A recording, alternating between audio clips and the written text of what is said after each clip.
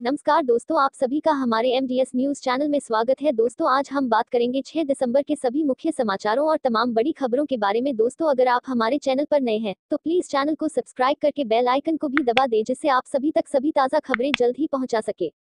तो आइए दोस्तों, बिना टाइम वेस्ट किए खबरों पर नजर डालें। चलिए बढ़ते हैं आज के पहले व महत्वपूर्ण अपडेट की ओर। किसान आंदोलन, टिकरी कुंडली बॉर्डर पर कोरोना का खतरा, 170 से ज्यादा किसान बुखार खांसी से पीड़ित। केंद्र सरकार के कृषि कानून के खिलाफ किसान भारी तादाद में दिल्ली के बॉर्डर पर पिछले 10 दिनों से बैठे हुए हैं। देश में कोरोना का कहर जारी है और ऐसे में बड़ी खबर यह सामने आ रही है कि टिकरी और कुंडली बॉर्डर पर आंदोलन कर रहे 170 से ज्यादा किसान बुखार और खांसी से पीड़ित हो गए हैं।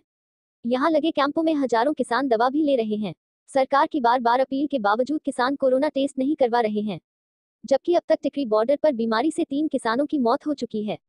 अब तक पोस्टमार्टम न होने से वजहों का पता नहीं चला है। यहीं पर समर्थन देने पहुंचे महम विधायक बलराज कुंडू कोरोना पॉजिटिव मिले हैं। टिकरी बॉर्डर के सेक्टर 9 मेडिकल कैंप के डॉक्टर बुखार खांसी से पीड़ित 100 से ज्यादा किसानों को कोरोना जांच की सलाह दे चुके हैं। रेड क्रॉस, स्वास्थ्य विभाग और निजी संस्थाओं की ओर से यहां पर 20 शिविर लगाए गए हैं।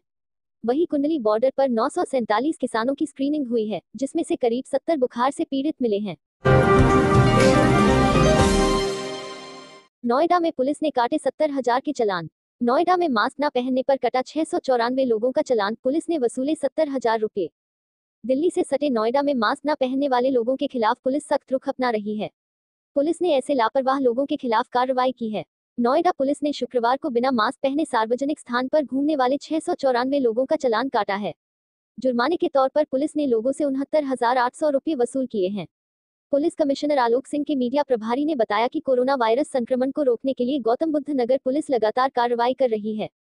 उन्होंने बताया कि बिना मास्क पहनकर चलने वाले 694 लोगों का शुक्रवार को पुलिस ने चालान किया है। इनसे 69,800 रुपये जुर्माने के रूप में वसूला गया है। अर्थव्यवस्था को लेकर वित्त मंत्री का बड़ा बयान। वित्त मंत्री निर्मला सीतारमण बोली, भारतीय अर्थव्यवस्था में हो रही है रिकवरी। देश के सामने इकोनॉमी के मौजूदा हालात और भविष्य की उम्मीदों पर बात करते हुए वित्त मंत्री निर्मला सीतारमण ने कहा कि दुनिया भर के वित्त मंत्री अपने देश की इकोनॉमी को सुधारने का प्रयास कर रहे हैं। हम बजट के नजदीक जा रहे हैं। मैं रिकवरी को लेकर बहुत सकारात्मक हूँ। 2 महीने से लगातार रिकवरी हो रही है। हिंदुस्तान लीडरशिप समिट में शुक्रवार को वित्त मंत्री ने कहा कि पिछले 2 महीनों से जीएसटी कलेक्शन 2 लाख करोड़ रुपए से अधिक रहा है। उद्योगपति क्षमता का विस्तार कर रहे हैं और निवेश बढ़ा रहे हैं। डिमांड में तेजी आ रही है।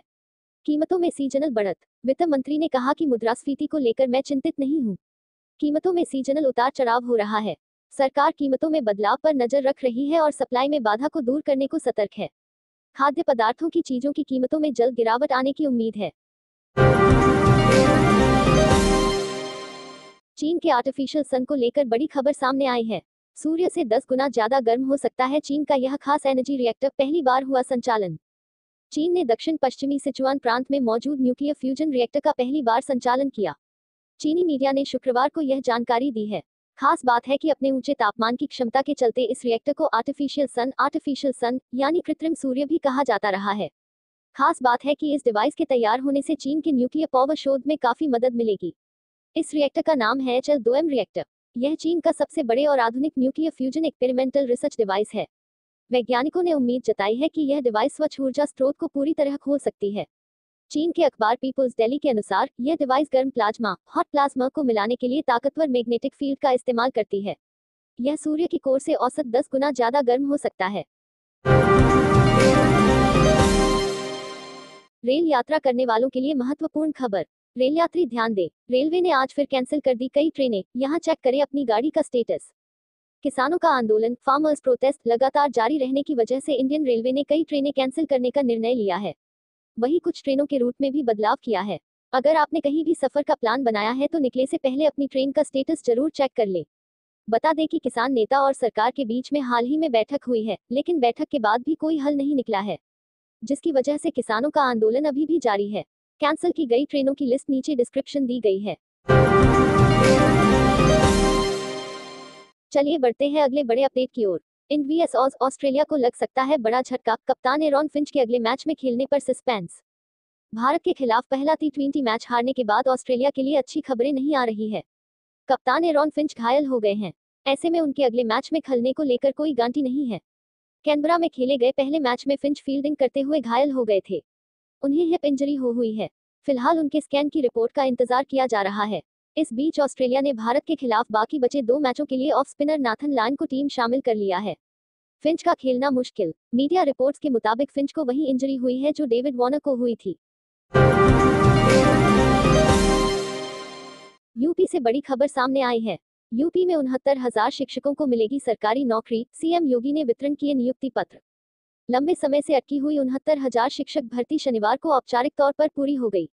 उत्तर प्रदेश के मुख्यमंत्री योगी आदित्यनाथ अपने आवास पर 69,000 पदों पर शिक्षकों को नियुक्ति पत्र सौंपे। दरअसल 5 से 6 शिक्षकों को खुद मुख्यमंत्री योगी नियुक्ति पत्र दिया, जिसके बाद नवनियुक्त शिक्षकों से वीडियो कॉन्फ्रेंसिंग के जरिए बातचीत कर रहे हैं। बता दें कि बाकी सभी जिलों में वहां के प्रभारी मंत्री शिक्षकों को नियुक्ति पत्र सौंपेंगे। इस दौरान सीएम योगी ने कहा कि नव शिक्षकों को बधाई देते हुए कहा कि शिक्षक होना सौभाग्य की बात है। शिक्षकों को प्रतिबद्धता दिखानी होगी। शिक्षकों को लगातार ज्ञान बढ़ाते रहना चाहिए। सीमित ज्ञान से अच्छे शिक्षक नहीं बन सकते हैं। उन्होंने कहा कि आपके सामने बहुत बड़ी भूमिका है। सरकारी स्कूलों में बच्चों की संख्या बढ़ी है। बेसिक शिक्षा विभाग का कालाल्म हो जाएगा। आम जनता के लिए बहुत अच्छी खबर सामने आई है। खुशखबरी, 50 रुपये किलो बिकने वाला आलू जल्द होगा सस्ता, 28 रुपये तक घट सकते हैं दाम। प्याज के साथ आलू की लगातार बढ़ती कीमतों ने आम आदमी की रसोई का बजट बिगाड़ दिया है। त्योहारी सीजन के बाद आलू के दाम में और अधिक इजाफा देखा गया है।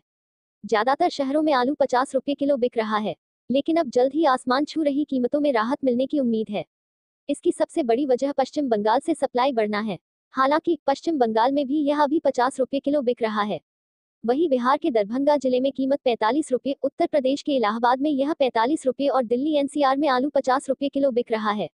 पश्चिम बंगाल सरकार ने जारी किया नोटिस। पश्चिम बंगाल सरकार ने 27 नवंबर को जारी एक नोटिस में 465 कोल्ड स्टोरेज मालिकों को 30 नवंबर तक अपने बचे स्टॉक का निपटान करने को कहा था, वरना उनके खिलाफ कार्रवाई की चेतावनी दी थी। नोटिस के बाद कोल्ड स्टोरेज मालिकों में दहशत है। एक अधिकारी ने कहा कि पिछले 3 दिन में आलू की कीमतों में कोल्ड स्टोरेज गेट पर 5 रुपये प्रति किलोग्राम की कमी आई है और आगे भी गिरावट आएगी। कोरोना की चपेट में आए हरियाणा के मंत्री। कोरोना वैक्सीन लेने के कुछ दिनों बाद हरियाणा के मंत्री अनिल विज हुए corona positive. Corona vaccine Covaxin की ट्रायल खुराक मिलने के कुछ दिनों बाद हरियाणा के स्वास्थ्य मंत्री अनिल विज शनिवार को कोरोना वायरस टेस्ट में पॉजिटिव पाए गए हैं। उन्होंने इस बारे में अपने ट्विटर हैंडल पर जानकारी साझा की है। स्वास्थ्य मंत्री सिविल अस्पताल अंबाला कैंट में भर्ती हैं। अनिल विज ने कहा, मेरा कोरोना टेस्ट किया गया, जिसमें मैं पॉजिटिव आया हूं। मैं सिविल अस्पताल अंबाला कैंट में भर्ती हूं। जो भी करीबी मेरे संपर्क में आए हैं, उन्हें सलाह दी जाती है कि वह भी खुद का कोरोना परीक्षण करवाएं। कुछ दिन पहले ही अनिल विज को अंबाला के एक अस्पताल में कोवाक्सिन की एक खुराक दी गई थी, जिसके बाद भी वह कोरोना पॉजिटिव पाए गए। चलिए दोस्तों, नजर डालें कोरोना अपडेट की ओर। कोविड-19, देश में पिछले 24 घंटों में 36,000 से अधिक मामलों की पुष्टि, एक्टिव केस 4,09,000। देश में पिछले 24 घंटों के दौरान कोरोना वायरस कोविड-19 के 36,652 नए मामले सामने आने के बाद संक्रमितों की संख्या 96 लाख के पार 96,08,211 पहुंच गई। जबकि राहत की बात यह है कि इस दौरान संक्रमण से निजात पाने वाले लोगों की संख्या में वृद्धि होने से सक्रिय मामलों में एक बार फिर से कमी हुई है। स्वास्थ्य मंत्रालय को विभिन्न राज्यों से शनिवार तक प्राप्त रिपोर्टों के मुताबिक देश में पिछले 24 घंटों के दौरान सक्रिय मामलों में लगभग 7,000 की कमी दर्ज की गई, जिससे यह संख्या घटकर 4,09,689 रह गई है। देश में पिछले 24 घंटों के दौरान 42,533 मरीज स्वस्थ हुए हैं, जिसे मिलाकर कोरोना को मात देने वालों की तादाद बढ़कर 90,58,822 हो गई है। इसी अवधि में 512 और मरीजों की मौत होने से मृतकों का आंकड़ा बढ़कर 1,39,700 हो गया है। यूएस से कोरोना वैक्सीन को लेकर बड़ी खबर सामने आई है। यूएस में वैक्सीन लगवाना नहीं होगा अनिवार्य, टीकाकरण के लिए लोगों को नहीं किया जाएगा मजबूर, बाइडेन। अमेरिका के नवनिर्वाचित राष्ट्रपति जो बाइडेन ने शुक्रवार को कहा कि अमेरिकी लोगों को कोरोना वायरस का टीका लगवाने के लिए मजबूर नहीं किया जाएगा और वह खुद सार्वजनिक तौर पर टीका लगवाने के इच्छुक हैं ताकि इसके प्रभावी होने और इससे जुड़ी चिंताओं को दूर किया जा सके। बाइडेन ने डेलावेयर के विलिंगटन में एक संवाददाता सम्मेलन में कहा, मेरा मानना है कि टीका लगवाना अनिवार्य नहीं होना चाहिए। मैं इसे अनिवार्य बनाने के लिए नहीं कहूंगा, लेकिन मैं अपनी शक्ति के अनुसार हर संभव चीज उसी तरह करूंगा जैसा मैं नहीं मानता कि मास्क लगाना देश भर में अनिवार्य होना चाहिए। बाइडेन कोविड-19 का टीका तैयार होने पर इसे सभी के लिए अनिवार्य होने के संबंध में पूछे गए एक सवाल का जवाब दे रहे थे। म्यूचुअल फंड को लेकर एक बहुत बड़ी खबर सामने आई है। म्यूचुअल फंड में निवेश करने वालों के लिए बड़ी खबर। सुप्रीम कोर्ट ने इन स्कीम्स से पैसे निकालने पर लगाई रोक। यदि आप म्यूचुअल फंड में पैसे लगाते हैं या फिर निवेश करते हैं तो आपके लिए जरूरी खबर है। सुप्रीम कोर्ट ने फ्रैंकलिन टेम्पलेटन म्यूचुअल फंड से 1 हफ्ते के अंदर 6 बंद की गई स्कीम्स के निवेशकों की मंजूरी लेने के लिए उनकी बैठक बुलाने के निर्देश दिए हैं। आपको बता दें कि सुप्रीम कोर्ट ने इन स्कीम्स से पैसे निकालने पर फिलहाल रोक लगा दी है, जिसके चलते अब निवेशक पैसा नहीं निकाल पाएंगे। इसके साथ ही कोर्ट ने कहा है कि अगले आदेश तक निवेशक यूनिट्स को बेच नहीं सकेंगे। कोर्ट के इस आदेश के बाद फ्रैंकलिन टेम्पलेटन म्यूचुअल फंड के निवेशकों को इससे पैसे निकालने के लिए अभी और इंतजार करना पड़ेगा। चलिए बढ़ते हैं अगले बड़े अपडेट की ओर। एशियन ऑफ द ईयर के लिए चुने 6 लोगों में एसआईआई के पूनावाला भी। सिंगापुर के दैनिक द स्ट्रेट्स टाइम्स ने दुनिया के सबसे बड़े टीका निर्माता संस्थान सीरम इंस्टीट्यूट ऑफ इंडिया के मुख्य कार्यकारी अधिकारी आदर पूनावाला समेत 6 लोगों का नाम एशियंस ऑफ द ईयर सम्मान के लिए चुना है। इस वर्ष कोविड-19 महामारी के खिलाफ लड़ाई में योगदान देने वालों को इस सम्मान के लिए चुना गया है। पुणे स्थित serum institute of India SII, Oxford विश्वविद्यालय, ब्रिटिश स्वीडन कंपनी एस्ट्राजेनेका के साथ मिलकर कोविड-19 के टीके कोविशील्ड को विकसित करने का काम कर रहा है। इस सूची में पूनावाला के अतिरिक्त जो 5 अन्य लोग शामिल हैं, वे हैं चीन के अनुसंधानकर्ता झांग योंगझेन, जिन्होंने महामारी के जिम्मेदार SARS-CoV-2 के पहले पूरे जीनोम का पता लगाने वाले दल का नेतृत्व किया, चीन के मेजर जनरल चेन वई, जापान के डॉक्टर यूइची मोरिशिता तथा सिंगापुर के प्रोफेसर आइंग आंग। ये सभी वे लोग हैं जो वायरस के खिलाफ टीका बनाने में आगे हैं। सूची में दक्षिण कोरिया के व्यवसायी सीओ जंग, जिनका भी नाम है, उनकी कंपनी भी टीके के निर्माण उसे उपलब्ध करवाने का काम करेगी। इसी बीच एक बहुत बड़ा अपडेट सामने आया है। 1 जनवरी से कॉन्टैक्टलेस कार्ड के जरिए 5,000 रुपये तक का भुगतान कर सकेंगे। जाने क्या क्या बदल जाएगा।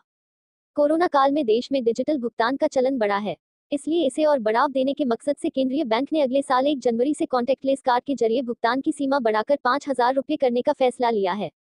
मतलब अब कॉन्टैक्टलेस कार्ड से 1 जनवरी 2021 से आप 5,000 रुपये तक का भुगतान कर सकते हैं। कॉन्टैक्टलेस कार्ड से भुगतान को सुरक्षित माना जाता है, क्योंकि भुगतान की इस प्रक्रिया में कॉन्टैक्टलेस एनएफसी कार्ड में कार्ड को कार्ड रीडर के पास रखकर पढ़ा जाता है। रिजर्व बैंक के गवर्नर शक्तिकांत दास ने मौद्रिक नीति समीक्षा बैठक में लिए गए फैसले की शुक्रवार को घोषणा की। इस दौरान उन्होंने कॉन्टैक्टलेस कार्ड से भुगतान की सीमा भी 1 जनवरी से 2,000 रुपये से बढ़ाकर 5,000 रुपये करने का ऐलान किया। आरबीआई ने कहा कि कॉन्ट्रैक्ट कार्ड ट्रांजैक्शन से ग्राहकों की सहूलियत बढ़ी है और कोरोना महामारी के मौजूदा हालात में खासतौर से यह भुगतान का सुरक्षित तरीका है। आरबीआई गवर्नर ने 1 जनवरी 2021 से कॉन्टैक्टलेस कार्ड से भुगतान की सीमा बढ़ाकर 5,000 रुपये करने के साथ साथ आरटीजीएस सिस्टम की सुविधा भी जल्द 24 घंटे उपलब्ध कराने की बात कही। चलिए दोस्तों, आज के लिए बस इतना ही। अब कल मिलेंगे देश भर की तमाम बड़ी व छोटी खबरों के साथ। दोस्तों, अगर आप हमारे चैनल पर नए हैं तो प्लीज चैनल को सब्सक्राइब करके बेल आइकन को भी दबा दें और रोजाना ऐसी वीडियोस को लाइक कर शेयर करना ना भूलें। धन्यवाद।